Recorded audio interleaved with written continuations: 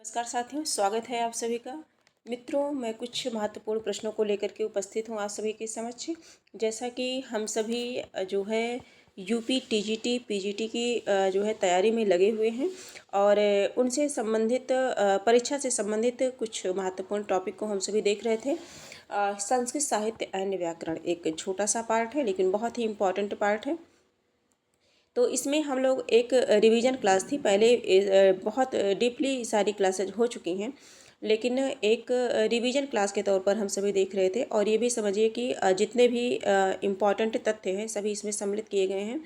हम लोगों ने महाकवि भास के 13 नाटक को देखा, फिर महाकवि कालिदास के नाटकों को देखा और जितनी भी रचनाएँ थीं, नाटक, महाकाव्य, है ना, गीति काव्य जो भी थे, सारी चीज़ों को हम लोगों ने देखा और रिवीजन किया। और इसके साथ साथ जो है अब हम सभी कुछ प्रश्नों को करने चल रहे हैं। इनमें हम लोगों ने 25 प्रश्न को किया है, 25 यानी कि 25 प्रश्न को किया है और टोटल 50 प्रश्न हैं इससे संबंधित। तो 25 प्रश्न हम और करेंगे। और इसके पहले मैं आप सभी को बताना चाहूँगी कि जैसा कि सभी परिचित हैं कि जो यूपी टीजीटी परीक्षा थी वो पुनः स्थगित हो गई है।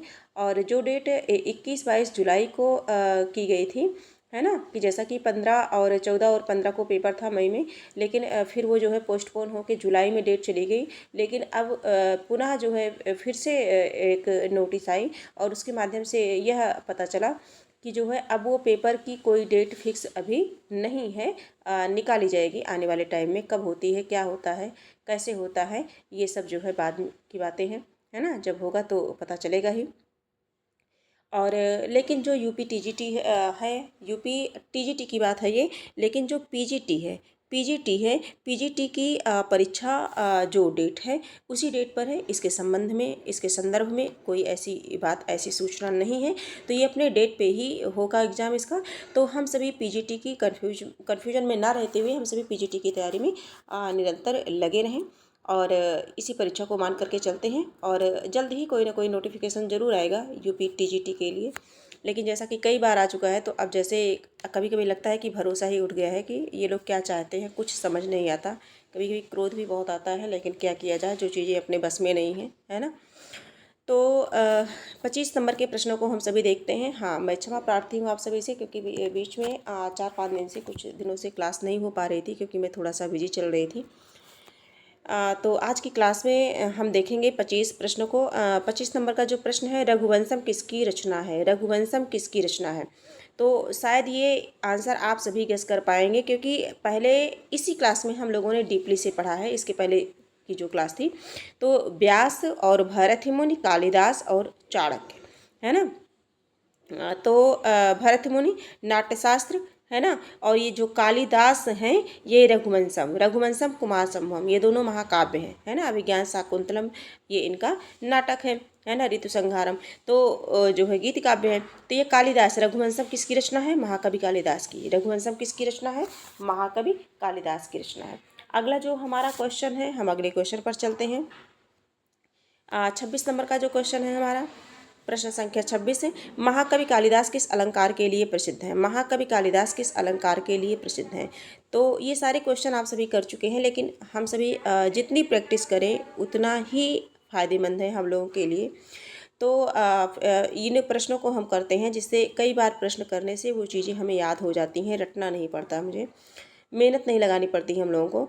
तो बार बार प्रैक्टिस ही बहुत इम्पॉर्टेंट है हम लोगों के लिए। महाकवि कालिदास किस अलंकार के लिए प्रसिद्ध है। तो एक दोहा है, एक श्लोक है कि उपमा कालिदासस्य भारवे अर्थगौरवम दंडिना पदलालित्यम माघे संति त्रियोगुणा। तो उपमा कालिदासस्य, उपमा अलंकार के लिए कौन प्रसिद्ध है, कालिदास प्रसिद्ध है। करेक्ट आंसर ये हो जाएगा। अगला प्रश्न है, कूट के प्रश्न है। सूची ए को सूची बी से मिलान करना है और ए बी सी में तो इसलिए थोड़ा सा छोटा करना पड़ रहा है। इसमें हम देखेंगे महाकवि कालिदास की जो रचना है, तो महाकवि कालिदास की रचना क्या है, अभिज्ञान शाकुंतलम है। एक का दो इसी में है और किसी में नहीं दिख रहा है तो ये सही हो जाएगा, लेकिन लगा लेंगे। माघ का शिशुपाल वधम एक ही रचना है, बहुत ही इंपॉर्टेंट है। और दंडी का 10 कुमार चरितम, भवभूति का उत्तर रामचरितम। ठीक है, इस तरह से हुआ।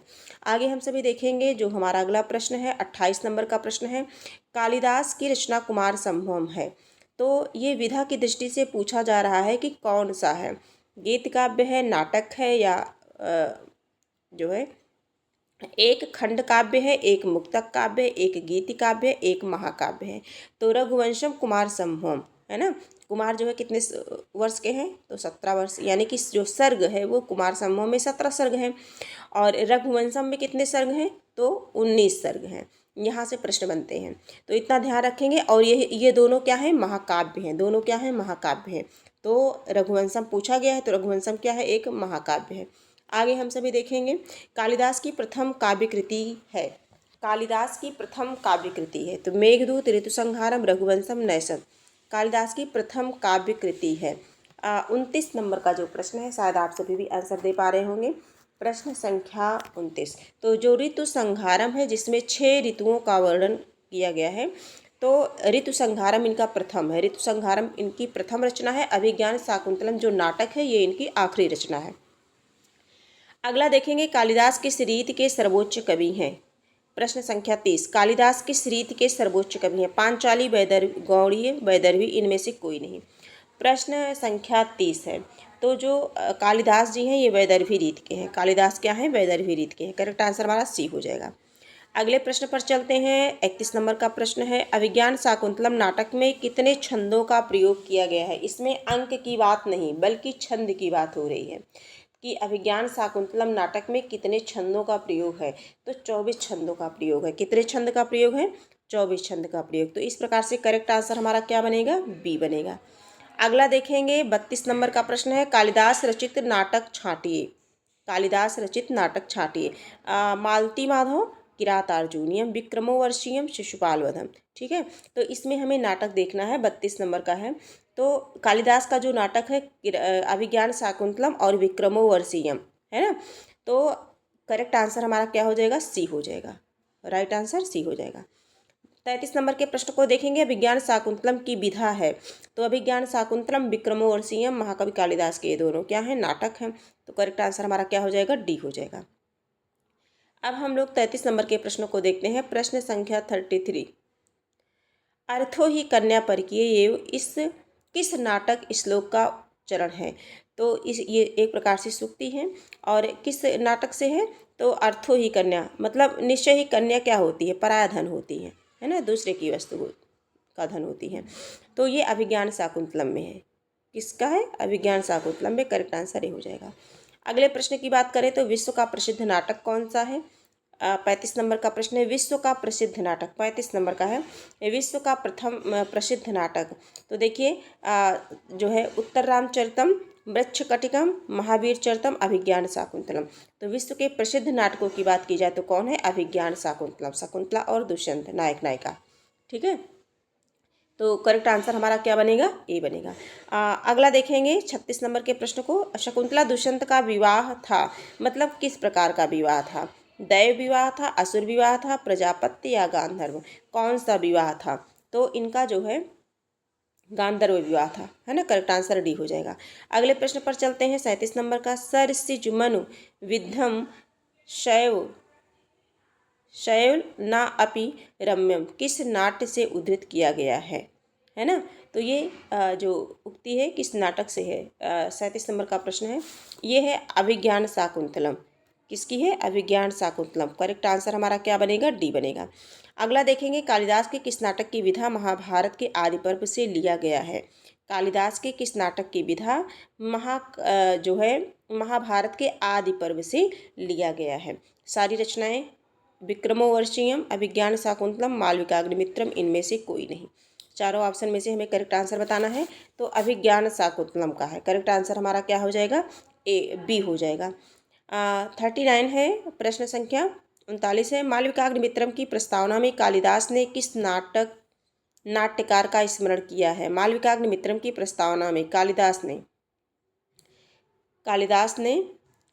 ने किस नाट्यकार का स्मरण किया है। भारवी, भरत, भास और भवभूति। 39 नंबर का प्रश्न है, तो इसका हो जाएगा भास। क्या हो जाएगा, भास। आगे हम सभी देखेंगे, कालिदास के ग्रंथों की संख्या कितनी है ना, 5, 4, 3 और 7। इनमें से हमें सही आंसर बताना है, तो 7। इनमें से 7 वाला हमारा सही है, यानी कि डी ऑप्शन। कौन सा कवि कालिदास से पूर्ववर्ती है। भारवी, भास, दंडी, भवभूति। 41 41 नंबर का प्रश्न है। तो इसका जो करेक्ट आंसर हो जाएगा, कौन सा कवि कालिदास से पूर्ववर्ती है, तो भास करेक्ट आंसर हमारा बी हो जाएगा। अगले प्रश्न पर चलते हैं। कालिदास के किस ग्रंथ में राम कथा का वर्णन मिलता है? कालिदास के किस ग्रंथ में राम कथा का वर्णन मिलता है? तो ऋतुसंहारम, रघुवंशम, मेघदूतम, अभिज्ञान शाकुंतलम। 42 नंबर, तो रघुवंशम का मिलता है। किसका मिलता है? रघुवंशम। करेक्ट आंसर हमारा बी हो जाएगा। किस ग्रंथ में राम कथा की अगर बात की जाए तो रघुवंशम, राम रघुवंशम, है ना, रघु के वंश। लघुत्रयी में कौन सा ग्रंथ माना जाता है? तो लघुत्रयी में कौन सा ग्रंथ माना जाता है? नैषधीय चरितम, शिशुपालवधम, कुमार संभवम, और सभी गलत हैं। लघुत्रयी की बात हो रही है। तो लघुत्रयी में कौन सा माना जाता है? रघुवंशम, कुमार संभवम और मेघदूतम, ये 3 रचनाएं मानी जाती हैं, है ना। तो कुमार संभवम, इसका करेक्ट आंसर क्या हो जाएगा इसमें? कुमार संभवम। लघुत्रयी और बृहत्त्रयी, है ना, ये ध्यान में रखिएगा। रघुवंश महाकाव्य में सर्ग हैं, रघुवंश महाकाव्य में सर्ग हैं, तो अभी 19 सर्ग हैं और रघुवंश में 19 सर्ग हैं, है ना। कुमार संभव में 17 सर्ग हैं। करेक्ट आंसर हमारा क्या हो जाएगा?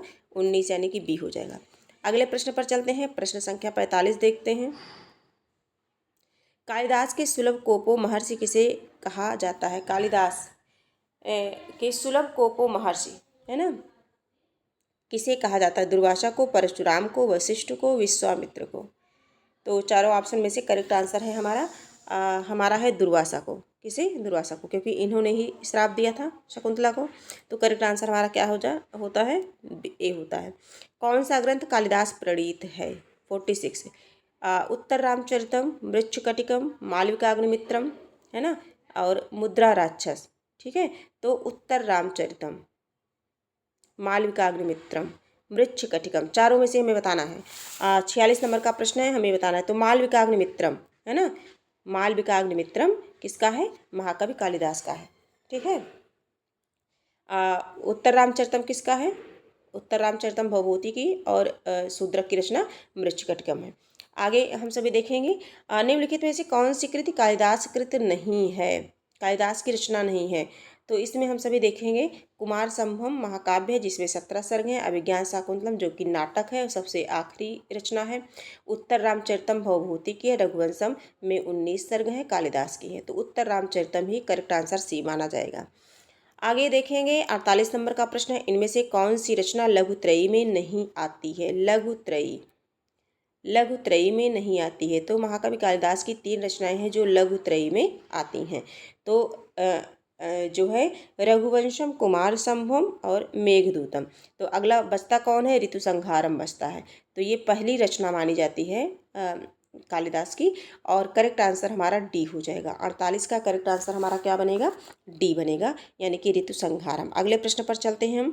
प्रश्न संख्या जो है देखते हैं, ये भी कूट के प्रश्न हैं, इन्हें ऐसे हम मिला लेते हैं। महाकवि कालिदास,